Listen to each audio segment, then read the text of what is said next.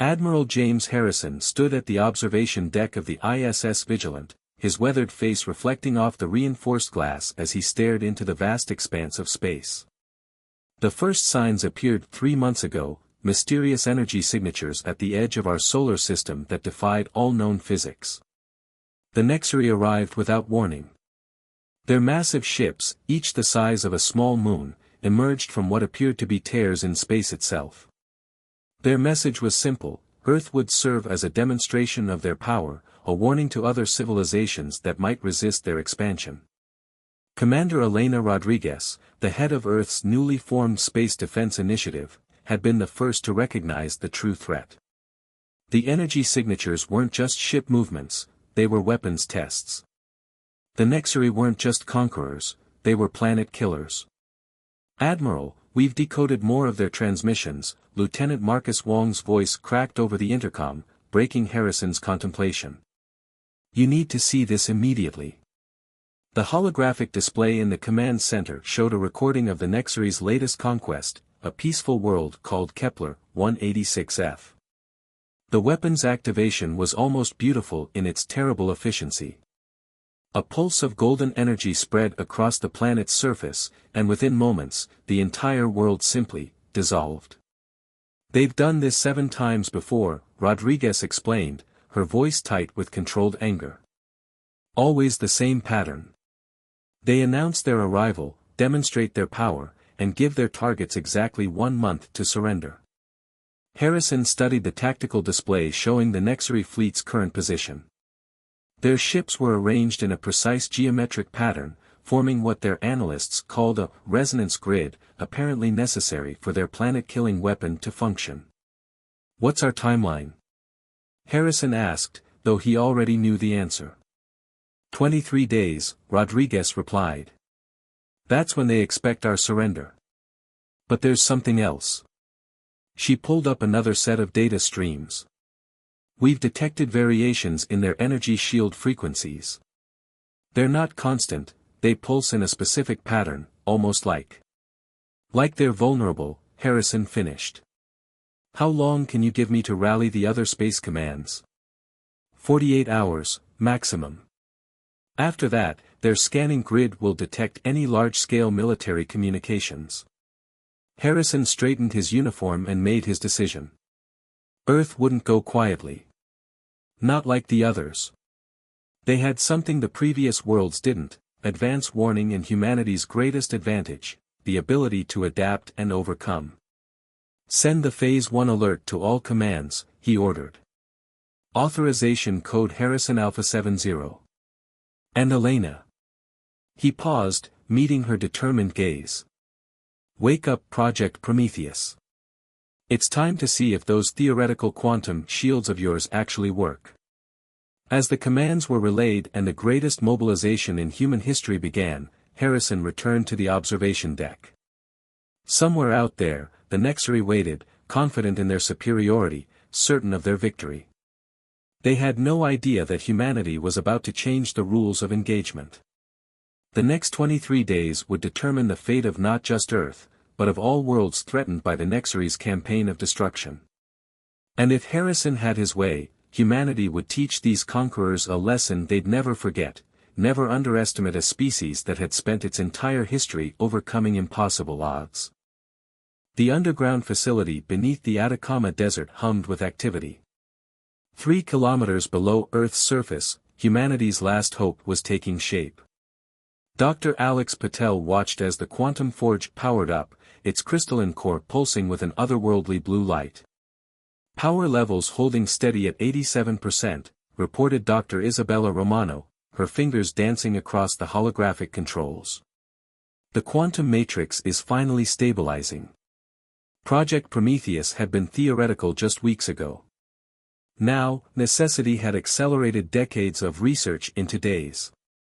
The facility housed scientists from every major space program on Earth, all working together for the first time in history. "The Chinese delegation's ships are ready for the first shield installation," Alex announced, reviewing the latest updates. "Russian and European vessels will follow within 36 hours. The quantum shields were unlike anything humanity had created before. Based on observations of the Nexary's own technology, they operated on principles that seemed to defy conventional physics. Each shield generator created a bubble of altered spacetime, theoretically capable of dispersing the Nexary's planet-killing energy weapon. Commander Rodriguez's voice came through the facility's comm system. Dr. Patel, status report. Admiral Harrison needs to know if we'll be ready. Alex studied the latest test results. The shield generators were working, but they consumed enormous amounts of power. Maintaining them around an entire fleet would be challenging. We're at 70% combat readiness. The shields work, but we've discovered something unexpected. He pulled up the sensor data from their latest test. The quantum fields aren't just defensive. They're creating micro-rifts in spacetime, similar to the Nexary's jump technology. If we can harness this effect, we might be able to match their mobility, Rodriguez finished. How soon can you weaponize it? That's the thing, Isabella cut in, excitement evident in her voice. We already have. The rifts can be controlled, directed. In theory, we could turn their own planet-killing technology against them.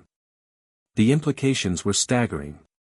Earth's fleet wouldn't just be defending, they could potentially strike back with comparable force. But the ethical implications weighed heavily on Alex's mind. There's a cost, he warned. Using this technology at full power, it's not just destructive, it's transformative. We'd be changing the fundamental nature of spacetime in the target area. We have no way to predict the long-term consequences. Rodriguez was silent for a long moment.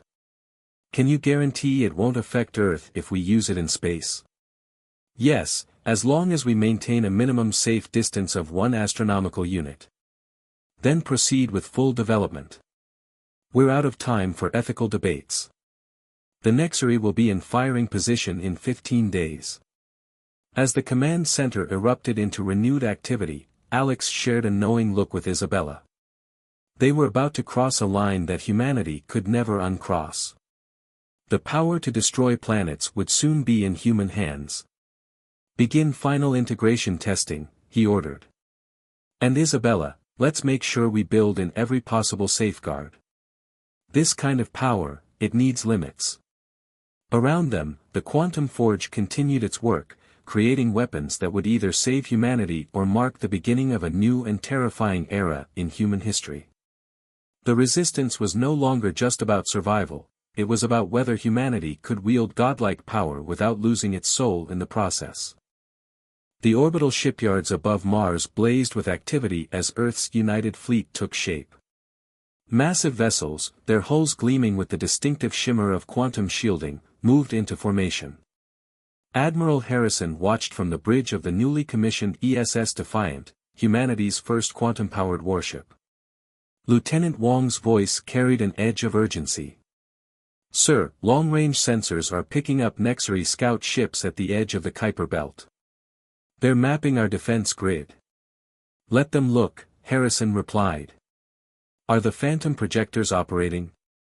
Yes, sir. They're seeing exactly what we want them to see, a scattered, disorganized fleet with primitive shielding technology.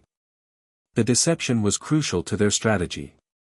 While the visible fleet served as a decoy, the real strike force was gathering in the shadow of Mars, their quantum signatures masked by the planet's magnetic field.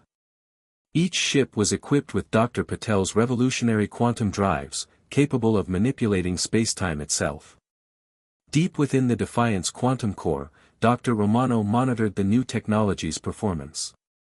The holographic displays showed a complex web of intersecting fields, each representing a different layer of their defense system. The quantum matrix is stable, she reported. But we're detecting unusual patterns in the background radiation. The patterns worried her. The quantum fields weren't just bending space, they were creating microscopic tears in reality itself. Each tear leaked radiation from somewhere else. The readings defied conventional physics. We need to talk about what we found in the deep scans, Dr. Romano said privately to Admiral Harrison. She pulled up a series of complex waveforms. The Nexary's planet-killer technology, it's not destroying worlds. It's moving them. Harrison's expression hardened. Moving them where? We don't know. But the quantum signatures match ancient radiation patterns we've detected from deep space. Sir, I think the Nexary have been doing this for millions of years. They're not conquerors, they're collectors. The revelation changed everything. The upcoming battle wasn't just about survival, it was about preventing Earth from becoming another trophy in the Nexary's cosmic museum. But the quantum technology they developed to fight back carried its own dangers. The quantum drives are affecting our crews, Dr. Romano continued. Subtle changes in brain wave patterns, increased cognitive capabilities. It's as if prolonged exposure to quantum fields is evolving us. Harrison studied the medical data. The changes were accelerating. Soon, the men and women of Earth's fleet would be something more than human. The very technology they'd created to save humanity was transforming it. How long until the changes become permanent, he asked. They already are. And sir, I don't think we can predict what will become. The quantum core pulsed beneath them, its ethereal light casting shadows that seemed to move in impossible ways. In 10 days, they would face the Nexary fleet.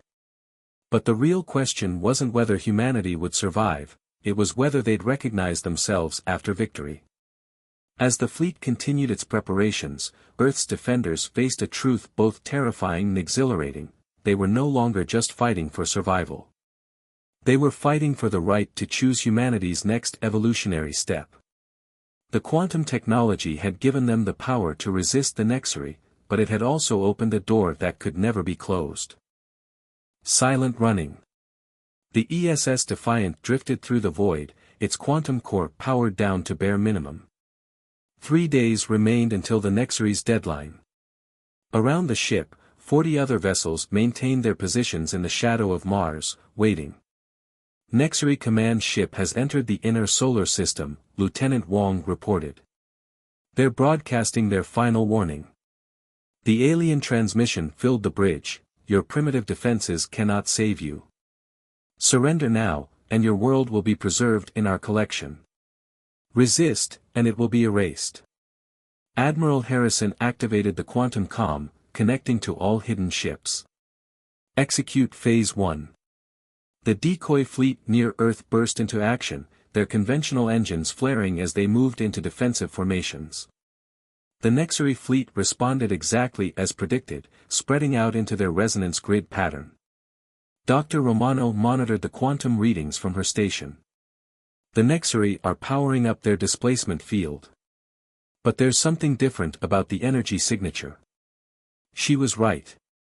The readings showed modifications to their planet-killer technology. The Nexary had adapted, improved their weapon. They weren't taking chances with Earth. They've detected the quantum shield signatures in our decoy fleet, Wong announced. Their formation is changing. Harrison watched as the Nexary ships shifted, creating a more complex geometric pattern. They were adapting their resonance grid to counter what they thought was humanity's only defense. All ships, execute Phase 2, Harrison ordered. The quantum cores of the hidden fleet spun up to full power. The fabric of spacetime rippled around them as Dr. Patel's modified drive technology activated. The ships didn't just become invisible, they slipped partially out of normal space, existing in a state between dimensions. Dr. Romano's instruments detected something unexpected. Sir, the quantum field is creating a feedback loop with the Nexary's resonance grid. The space between our fleets, it's becoming unstable. Through the quantum haze, Harrison watched the Nexary ships position themselves for their final attack on Earth. Their confidence was their weakness. They had no idea that humanity had learned to manipulate the same fundamental forces they used. Teams report quantum evolution has reached critical threshold, Dr. Romano said quietly. The crews, they're starting to see things.